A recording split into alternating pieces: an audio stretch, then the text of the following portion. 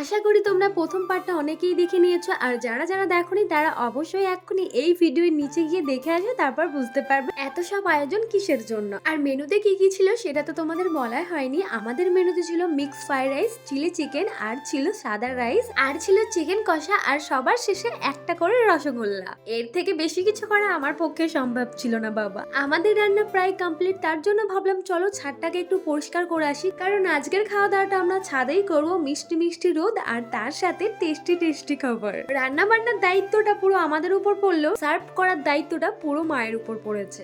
আর এদিকে তোমাদের দাদা ভাইয়ের মজা দেখো, মুখের রিয়াকশনটা কেমন দিল।